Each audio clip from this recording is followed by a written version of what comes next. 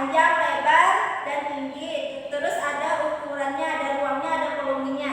Ya, ingatkan itu pengertian karya seni. Ingat namanya ada dua jenis karya seni daerah Indonesia ya. Ada yang jenis 2 dimensi dan ada yang jenis 3 dimensi. Kita pernah belajar ya. Dan ini terulang lagi. Terus diulang-ulang supaya terus ingat ya. Jadi ingat 2 dimensi dan 3 dimensi sudah ingat dong pengertiannya dan juga contoh-contohnya yang tadi sudah langsung jelaskan. Yang pertama akan kita bahas tentang seni lukis daerah. Namanya seni lukis, tentunya ada 2 teknik dalam seni lukis, ada teknik kering dan juga teknik basah. Nah, kebanyakan untuk seni lukis di daerah kita ini selalu yang paling umum ya itu menggunakan seni lukis basah atau seperti cat air gitu ya, secara langsung di medianya ya, di media kanvasnya. Seni lukis adalah seni yang menggambarkan objek-objek berupa pemandangan alam, tumbuhan, binatang, dan juga manusia dan juga benda-benda alam sekitar kita.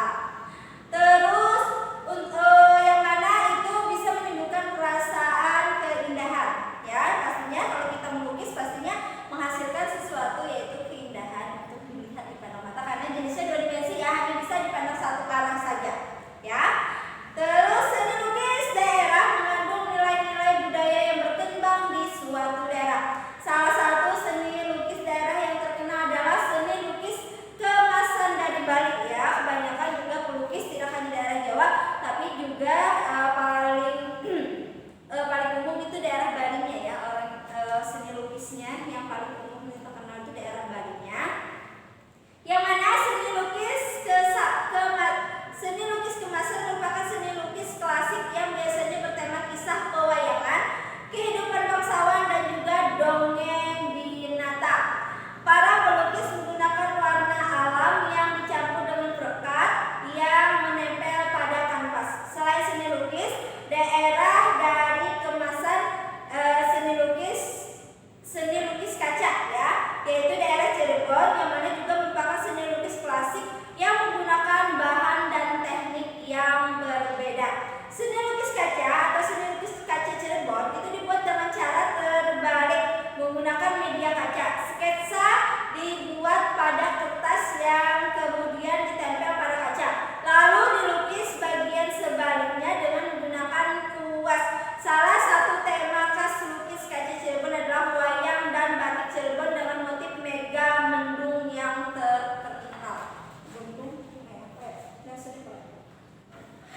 Nah, itu untuk seni lukis ya. Makanya kalau pada umumnya itu menggunakan media basah, yaitu menggunakan pengencernya ya. Terus kalau di sini tadi kanvas itu media yang buat melukis itu kanvasnya ya. Terus untuk melukis itu kuas ya.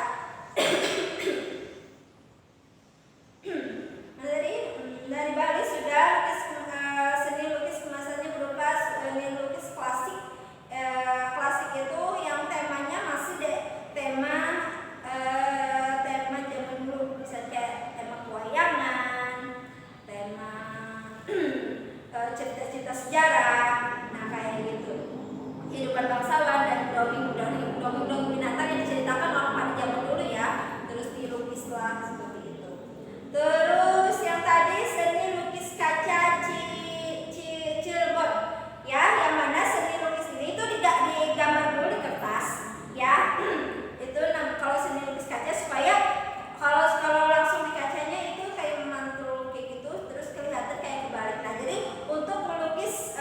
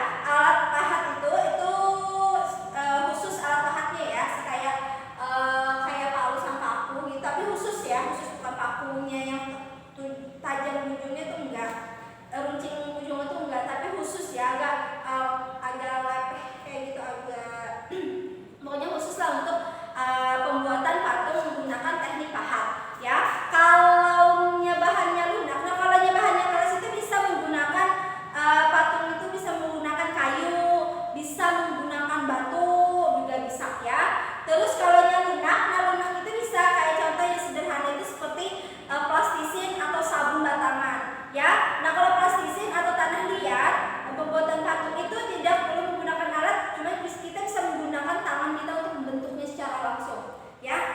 Artinya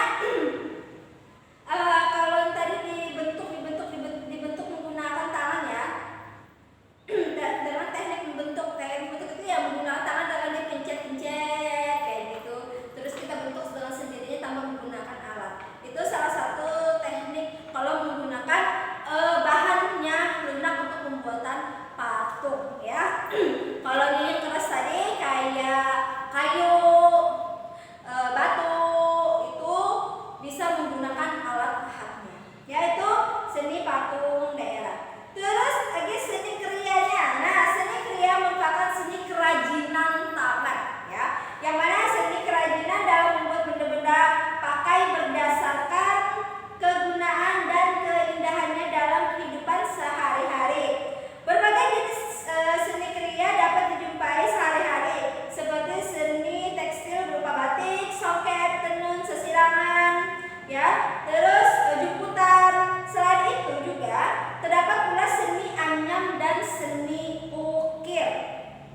Seni anyam itu seni merupakan seni menjalin atau menganyam ya, menganyam kayak tikar purun, caping, jinting dari purun, itu karya seni menganyamnya dengan memilih atau menjadikan satu di bilah-bilahnya ya, atau batang-batangnya dalam menggunakan pola tertentu ya. Polanya itu bebas sehingga terbentuklah sebuah media. Nah kalau bahan untuk menganyam itu macam ya, bisa dari rotan, bisa dari eceng gondok yang beratas ya. Paling umum itu terbuat dari rotan ya, untuk anyaman-anyaman kayak bangku, meja itu terbuat dari rotan. Terus seni ukir. Bahan-bahan yang digunakan pun sangat beragam, misalnya bilah bambu, rotan, lidi, akar-akaran, pelepah, pisang, dan daun pandan. Itu untuk seni anyam tadi ya. Ya tadi untuk seni anyam tadi itu tadi bahan-bahannya itu tadi kata Rosa bisa dari rotan, bilah bambu juga bisa. Bilah bambu itu untuk kursi ya, kursi dari bambu itu juga bisa ya. Terus kayak tadi bahan-bahan kayak cingolok juga bisa. Terus ukiran itu sering menggunakan bahan dari kayu ya. Terus diukir di dalamnya itu menggunakan gauss itu runcing ya. Kalau bentuk pintu juga bisa diukir bagian depannya, bentuknya macam-macam ya, bebas ya. Atau objeknya juga bebas, makanya bisa bentuk bunga, bisa bentuk hewan. Itu jenis ukiran itu diserut-serut kayak gitu aja. Itu termasuk karya seni ukir. Itu tadi penjelasan. Kalau rotan atau seni menganyam tadi itu banyak kegunaannya ya.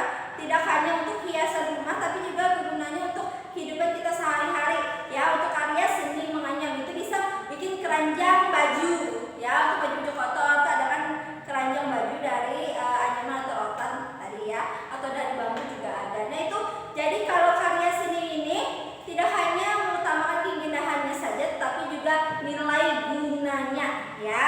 Kalau seni